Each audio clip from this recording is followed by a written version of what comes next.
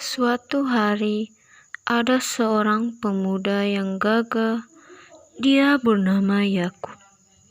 Dia berangkat dari Beersheba dan pergi ke Haran. Setelah sampai, Yakub beristirahat di suatu tempat dan tertidur di sana. Hari sudah mulai gelap. Saatnya aku ingin istirahat dahulu.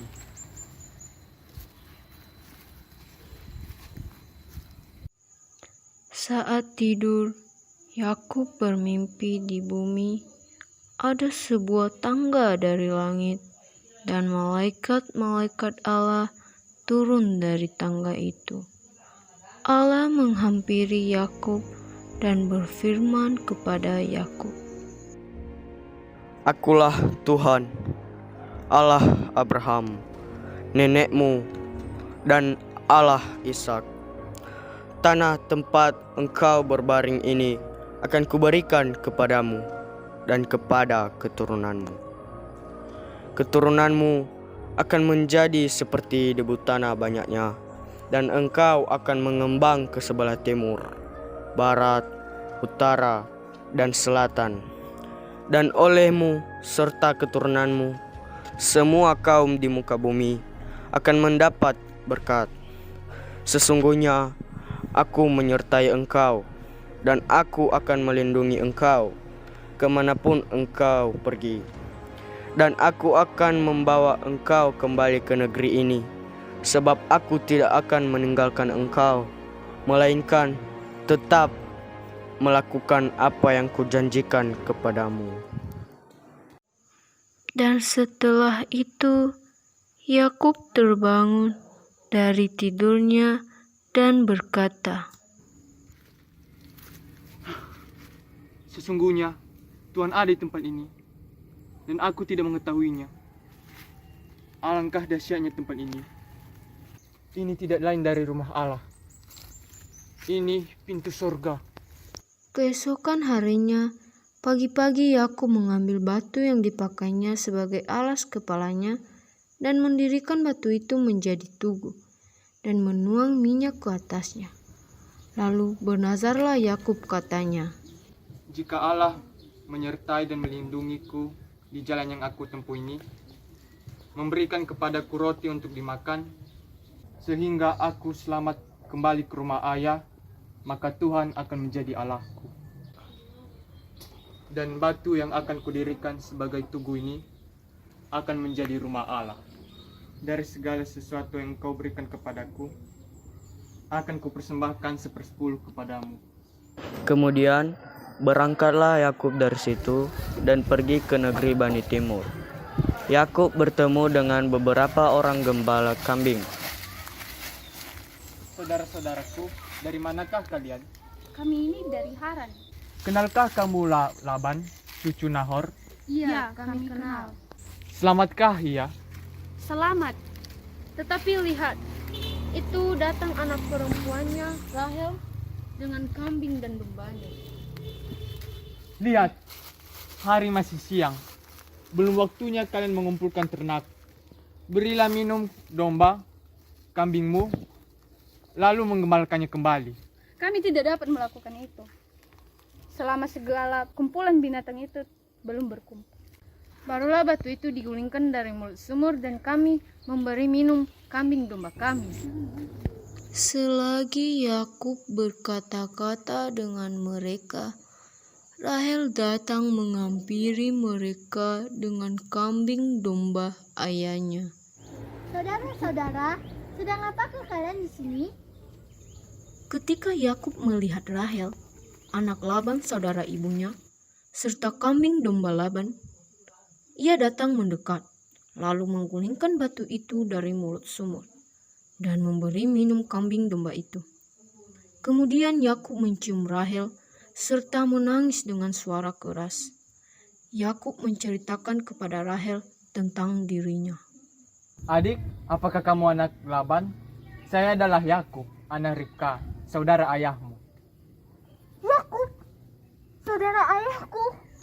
Setelah mendengar itu, Rahel berlari ke rumahnya dan menceritakan cerita itu kepada ayahnya. Ayah, saya bertemu dengan anak saudara ayah, anaknya Ribka ya. Dia bernama Yakub. Yakub ada di sebelah sana ya. Setelah Laban mendengar tentang Yakub, anak saudaranya itu, berlarilah dia untuk menemui Yakub, lalu mendekat dan mencium Yakub, kemudian membawanya ke rumahnya.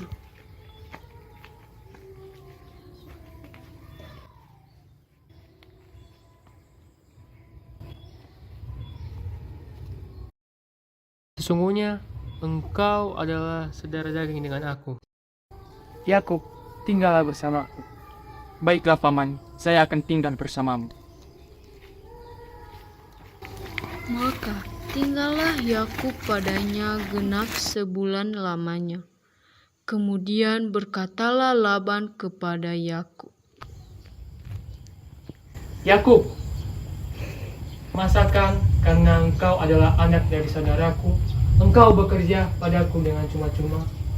Katakanlah, apa yang patut menjadi upahmu bagiku?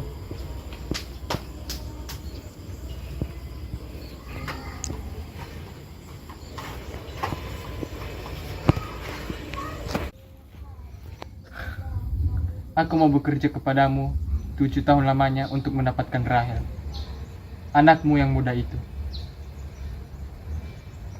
Lebih baiklah ia kuberikan kepadamu daripada orang lain. Maka tinggallah padaku. jadilah Yakub bekerja 7 tahun lamanya untuk mendapatkan Rahel. Sesudah 7 tahun lamanya, Yakub menghampiri Laban dan berkata,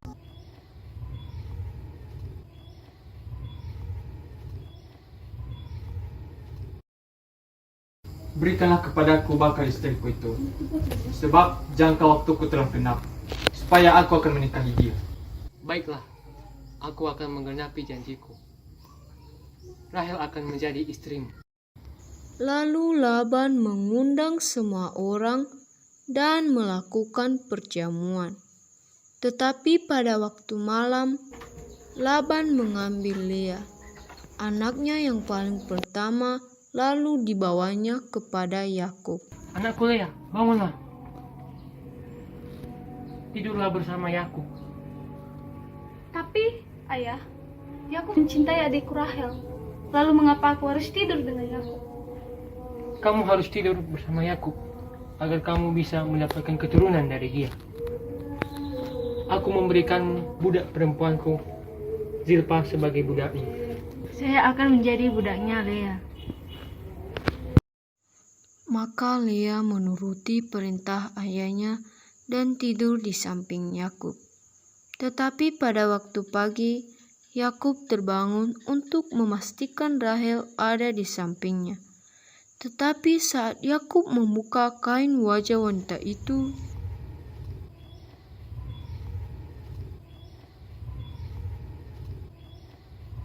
Apa? Lea, mengapa kamu ada di sini? Rahel istriku mana? Maafkan saya Yakub, saya menuruti kata ayahku Laban.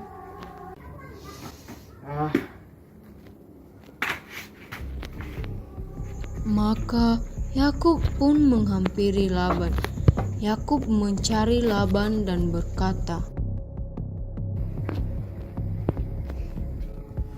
Apa yang telah kau perbuat kepadaku? Bukankah untuk mendapatkan Rahel, aku bekerja kepadamu? Mengapa engkau menipuku?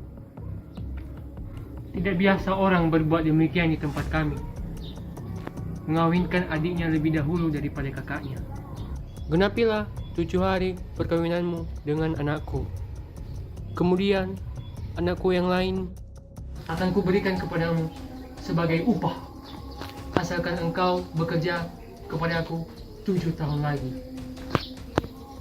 Baiklah, saya akan menuruti perintahmu untuk mendapatkan Rahel, dan jangan ingkari lagi janjimu. Maka Yakub berbuat demikian. Ia menggenapi ke-7 hari perkawinannya dengan Lea.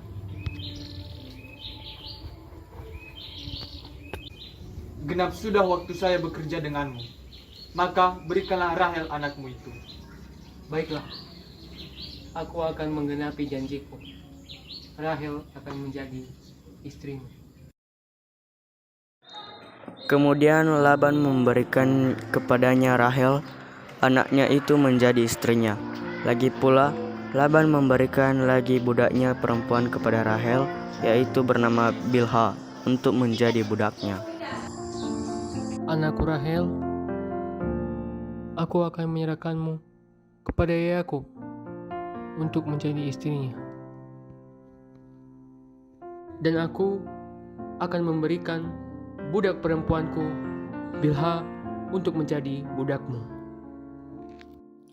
Baiklah ayah, saya akan menyayangi Yakub sebagai suami saya.